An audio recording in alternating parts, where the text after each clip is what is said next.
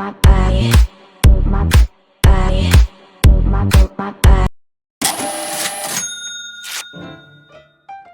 Hi guys! Another vlog from our Boracay trip, and this is walking along D Mall and Station 2 daytime. Enjoy watching!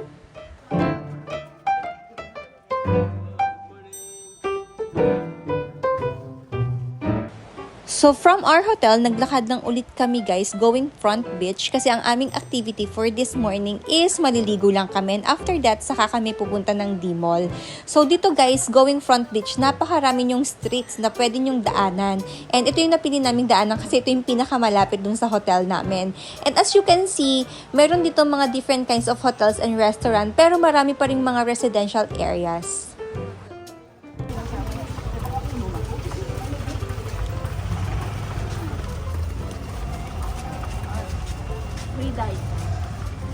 Seabird, Boracay Resort.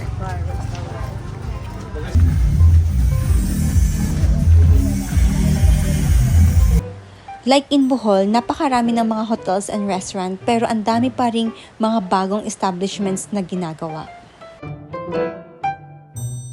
And finally guys, after 3-minute walk lang naman, nandito tayo sa front beach. And alam nyo guys, kahit hindi kayo kumuha ng hotel sa front beach, yung mga hotels dito sa Boracay is sobrang lalapit lang. Merong 5 minutes, may 3 minutes, may 2 minutes walk.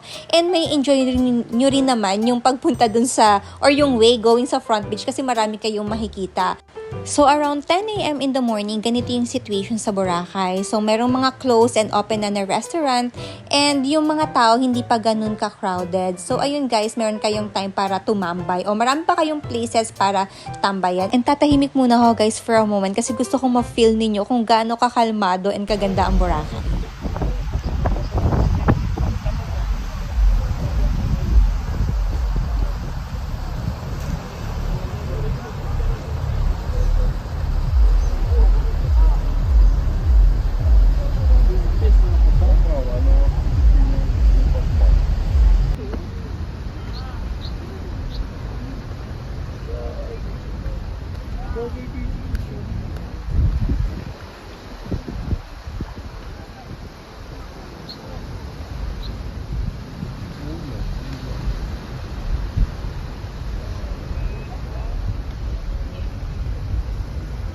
Entre mo, again. So after namin maligo guys, going D-Mall naman tayo from front beach. Enjoy nyo lang yung video guys kasi sobrang ganda talaga ng Boracay. Alam nyo guys, nung nagpunta kami dito, sobrang ganda ng weather. Mainit siya pero mahangin.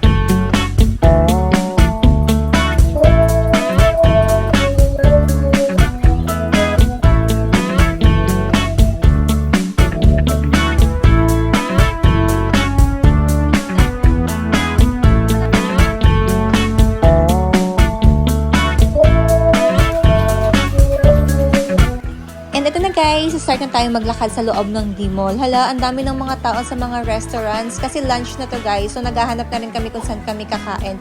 And sa namin nadaan ng restaurant dito sa loob ng D-Mall guys, ang ending, dun pa rin kami kumain sa restaurant sa Eskinita, malapit dun sa aming hotel kasi meron kaming isang maligaling na batang kasama.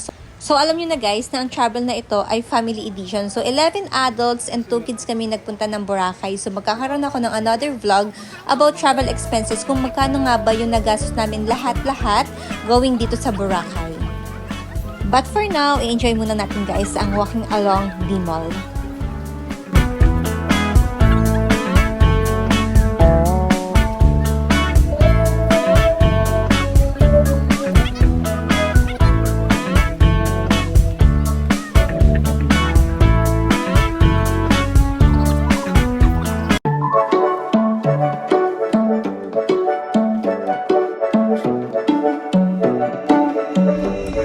guys, I have additional videos going along Station 1. Kasi guys, sabi nila ang ganda daw ng sunset sa Station 1. So, syempre hindi namin to palalampasin. So, this road guys is going Station 1. And yan guys, finally, andito na tayo sa Station 1. And kung makikita nyo guys, napakaraming taong gustong ma-witness yung sunset. Kasi guys, tingnan nyo naman, sobrang calming.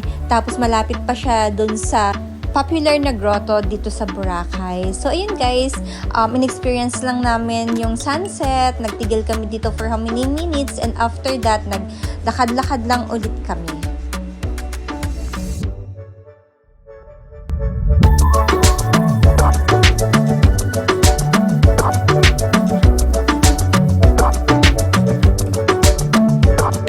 So, dito guys, medyo paggabi na siya pero meron pa kayong masisilayang konting sunset view.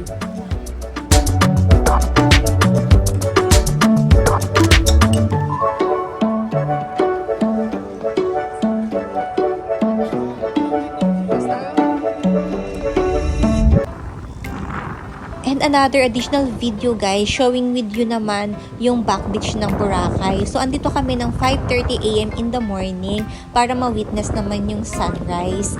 And then guys, dito yung marami yung mga nagjo-jogging, dito pala yung area nila. And andito rin yung very popular na yung coconut tree. So, dito yun sa back beach ng Boracay.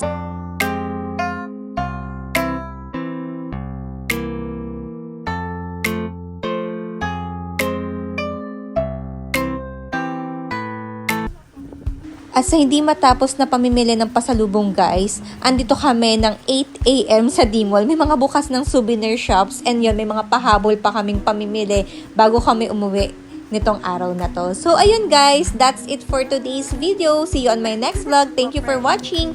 Bye!